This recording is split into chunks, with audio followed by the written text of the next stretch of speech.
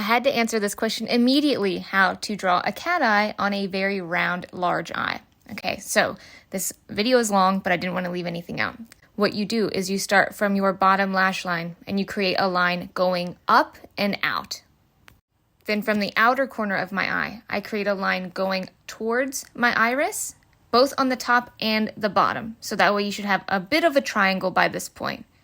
Then I connect the line from the top of my iris all the way to the end of that line on the outer corner.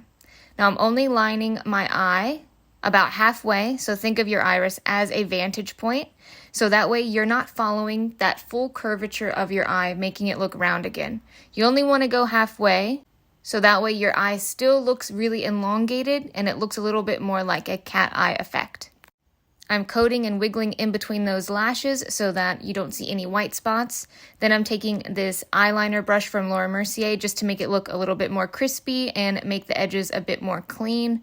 This is something that you don't have to do, or you can do it with a Q-tip or your fingertip or whatever. Then I highly recommend tight lining all the way around your eye, all the way into your tear duct, and that's your finished look.